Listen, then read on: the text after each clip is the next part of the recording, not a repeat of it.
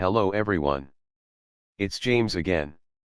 And today it's another important video on the same topic as yesterday. Which is the young man that was held captive. Allegedly simply because the stepmother is denying everything. But it's not looking good for her.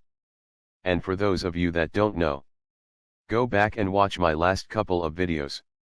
As a woman named Kimberly Sullivan was arrested in Waterbury, Connecticut. Because her now grown man stepson, at the age of 32, was allegedly being held captive in a tiny bedroom since he was a child. And so finally to make a last-ditch effort to escape. Simply because his body was shutting down as he only weighed 68 pounds at 5'9". He chose to light his room on fire with the hopes of being rescued.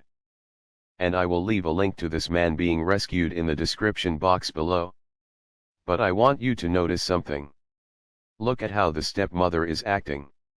She doesn't seem like a concerned parent, but someone that wants to be present with her stepson as he's being rescued. Why? And this is just my guess, so you can take it with a grain of cartoon salt. But she doesn't appear to want others around her stepson without her there. Because if that happens, she won't be able to put her spin on what has happened.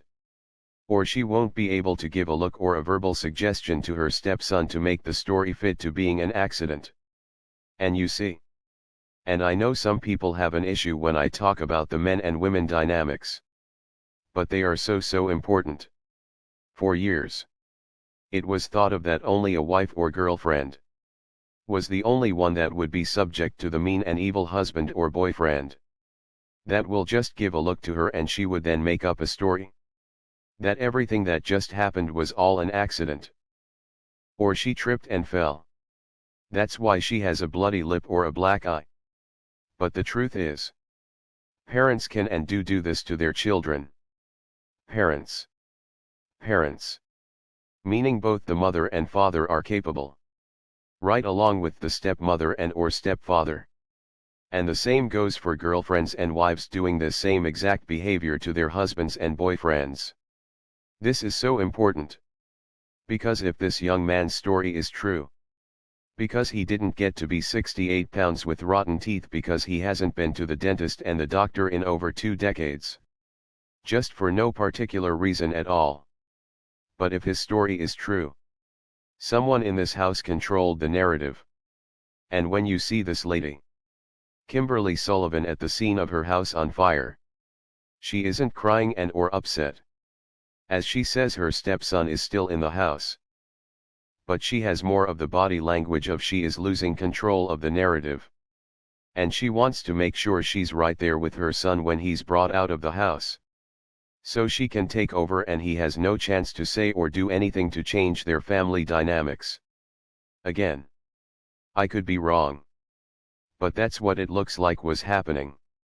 And if she was the one trying to control the narrative on the day of the rescue, how much you want to bet? She was likely the one doing all of the talking decades ago. Like I was speculating on my last videos, where it was mentioned that Child Protective Services were called 2 decades ago by the principal of the school that this man, but at the time child attended. But in the principal's words, not a darn thing was done about it. Why? Because she possibly gave the same answer that 99.9% of all narcissist mothers and stepmothers give. That they are a hard-working mother doing the best they can. And life is hard. And then shifting the rest of the blame towards the child. And that they are working with them. But they try to feed them but they refuse to eat. Blah blah blah and blah. Blah blah and more blah. You get the idea. You see. All I've been saying since day one is that narcissism has no gender. Evil can be both men and women. But we live in a world where people love to say, didn't you know more men are narcissists than women? When most of the studies on that come from inmates in prison. When we know most narcissists in the normal civilian world will never or rarely look for help or a diagnosis. And for the last several decades it's been said about how men are more this and more that. Let me ask you, how has that worked out for everyone? Because on almost every single channel talking about narcissism, there are tons, and I mean tons, of stories about men and women growing up at the hands of a narcissist mother. Yes, there are stories about narcissist fathers. But there are tons of stories of narcissist mothers. And why is that?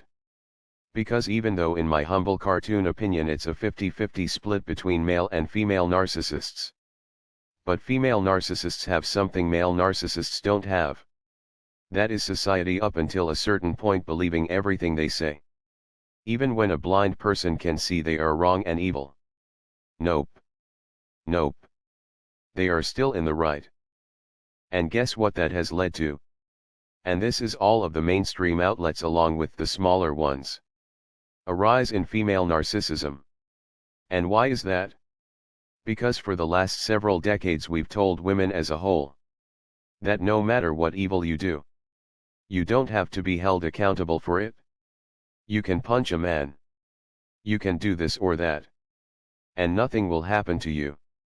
Which ends up leading to, sadly, the downfall of some women.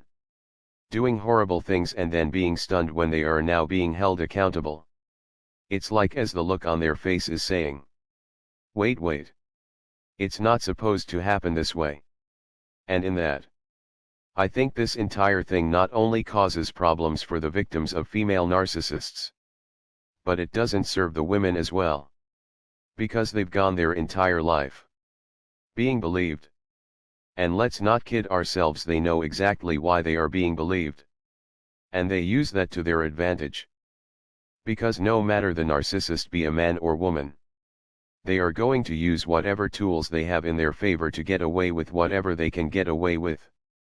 I'm sure there are countries in the world where the man is always believed and the woman is not. And I'm pretty sure narcissist men take full advantage of that fact. And if you wanted to correct that problem, you wouldn't stop believing all men and then now believing all women. Because you are now swapping one problem for another. And then you end up with innocent victims abused by these evil monsters and not believed and no way to get help. And this is why I'm following this story. Because if this story turns out to be true, which every day more and more it's looking like it might be the case, that this young man escaped with probably only days to live, because he was that malnourished, we have to start asking some serious questions. Why was there no follow-up when he was a child and CPS was called several times? Why? Was it a mix-up of paperwork several times? Or was it simply because the stepmother was taken at her word that everything she was saying was true? Now again, the father of this child that is now deceased that she is blaming everything on, I don't rule him out to be at blame as well. But if this young man was brave enough to escape, hopefully he's brave enough to tell his story. And if he does that, maybe we should start looking at men and women's capabilities of doing evil as the same. Because when we do that, I believe that will be the same as shining a big bright light on narcissism. Because there are tons of narcissist mothers, wives and girlfriends, right now this very moment, hiding behind. Don't you know? There are more male narcissists. Don't you know? I'm just a hard-working mother doing my best. Or they turn on the fake tears and direct the blame towards the nearest male in their home. And all this does is set a bad example for young women thinking this kind of behavior is normal and alright when it's clearly not. Watch the look on videos where women are arrested for domestic abuse. It's almost like they are in disbelief. Because they've been taught their entire life no matter what they do, the man is the one supposed to end up in handcuffs and to take the blame. And I think it's sad this type of behavior is promoted in society. Instead of saying, hey, hold up, wait a minute. There are evil men and evil women. The end of the story. It's that simple. And the way things are looking, the young man might have escaped an evil woman. And I know my longtime female and male subscribers know exactly what I'm talking about. With that said, let's keep following this story. I pray God be with this man and protect him and love him. With that said, I do hope your day is blessed. And until next time. Bye for now. And be good to yourself.